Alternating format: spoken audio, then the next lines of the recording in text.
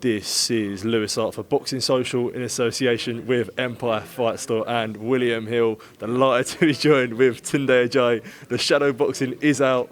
Joel Kodua is out tomorrow. How are we? I'm out. Okay. Nah, Joel Kodua's out. Yeah, I'm looking forward to it. It's going to be good.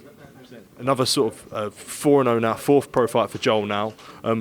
Dealing with his development, you've seen the development of yourself and Anthony and how much you've grown. Now you're dealing with someone like Joel. How important is his progression early on in his career that you're making the right steps and every fight is a step is taking every fight as it comes? Yeah, absolutely. Every fighter is different, and it's different scenarios and different things that you have to approach when developing a fighter. Anthony I say it all the time, Anthony's a bit of a phenom. Within 4 years, he's challenging for a world title with hardly... he didn't have any amateur experience. Joe is exactly the same. Only had, I think, 10 amateur fights. A totally different fighter to Anthony, but just as dedicated. And it's just step by step. I think, I've got a habit of taking guys from literally nothing and bringing them through carefully, and that we're doing the same thing with Joe. Is that a nice thing to do, that you're with them from the start and you can mould how you want them to be as a fighter and as a man in a way, when you're taking them from scratch and where they don't have they don't really have much amateur experience and dealing with them now and pushing through with them? Is that quite a nice thing itself when you're not really getting much of the raw product in a way? Yeah, I mean, it's a bit of a headache sometimes, because everyone would love to be in a position where the top fighters, come to them. For some reason, I don't really see the thrill in that. I get it, and I would love it to happen to me, but it's just the way the cards have been dealt to me, and I love it because as you say, you get to see the development of them, the growth, not only inside the ring, but outside of the ring. And it's great, going back to Anthony, I say it all the time, there's times when we used to go to the gyms with no money and just struggle to get there, to pay gym fees and stuff. That's me and him, because remember, I'm coming from the scratch as well. And it's the same with Joe. Joe is, I think there's a bit more pressure on Joe because of where his teammate is. Anthony is at the world stage, and Joe has to still go through the hard graft and the dedication, and it's just it's great for me to see, and it's great for me to be involved in.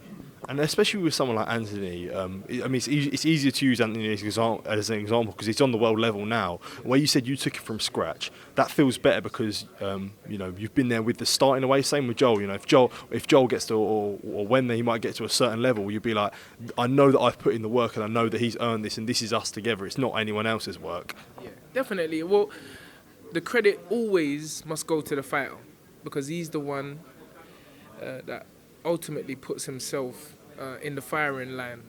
And for me, it's just a case of doing what I love to do and seeing these fighters grow and grow and grow. So the credit always is to the fighter. But yeah, again, to be a part of it is a great feeling. Definitely. And what would you say the aim is for Joel towards the back end of the year after making his pro debut and pushing for a big 2023 for him? Well, what are we now? August. In September, he would have been a professional for 1 year. I would love him to have 8 fights a year. This is his full fight. Remember, he's got no amateur experience. He's going in with guys.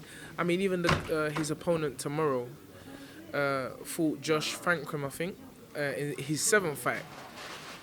This is Joe's full fight, and Josh had a lot of amateur experience. Joe has had no amateur experience. He's not even been a professional for 1 year, and he's moving up to the 6th round level.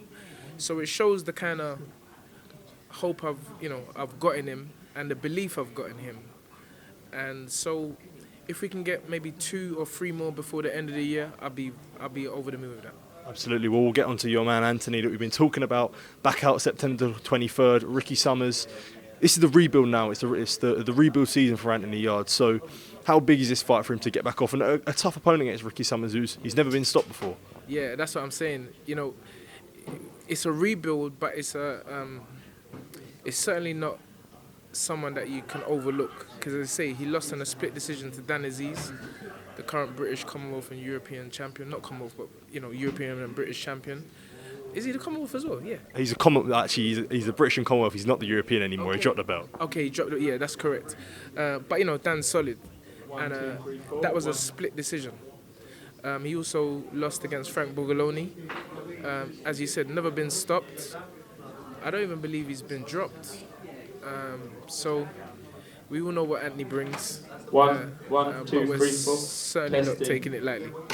And for someone like Anthony, I said there, it's the rebuild now after the Beterbiev, where actually, his stock went up in any way, and his stock rose. So now he can be in really big fights. But is it important that you've always put faith in Anthony, but now after a loss, it's important to put the faith in him as ever, and realise that, listen, mate, you deserve to be at this level.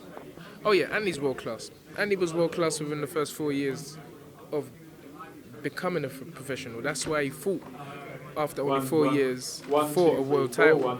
But we've been 1, 2, 3, 4. 1, 2. unfortunate enough to come against 1, 2. some elite fighters at this stage. I say unfortunate, but fortunate as well because of the experience he's gained. 1, 2, And 3, so- 4. 1, 2, 1, 1. Sorry, Okay, cool. there's a mic DJ. The next time we'll have the experience. Two great fighters that we've boxed against, and hopefully, everything will turn out great. And this now you're looking at a third shot at the world level and a third shot at the world title. So do you look at this as a potential sort of, you've had the Kovalev fight, you've had the Beterbiev fight, all these experiences will shape into, we might be getting the best Anthony Yarde now after getting these experiences of being in these top level guys? Absolutely. Anthony always gets better, and we've seen that in all of his fights. There's always been a progression, and that is what boxing is about. Until you finally pick up that world title and you hold it. And we look now, you mentioned Dan Azeez earlier, him and Joshua Buatsi are fighting, where that's number 1 and number 2 in the WBA. The one below that, number 3, is Anthony Yarde. So do you think you're having one eye on that, seeing that we might want the winner after getting past Ricky Summers? Well, we're always after the world title. That's the ultimate goal. Whoever's got the belt is who we have to fight at the time, and I think Anthony showed that he's never shied away. We're not mandated for fights and then drop out the fights. So Anthony's always taken on all challenges. So good luck to both Dan Azeez and Joshua Buatsi, and may the best man win. Tunde, thank you for your time. Always a pleasure to catch up with you, and I appreciate it. Come on, thank you for the interview, sir. No worries, always my pleasure, man. Thank you.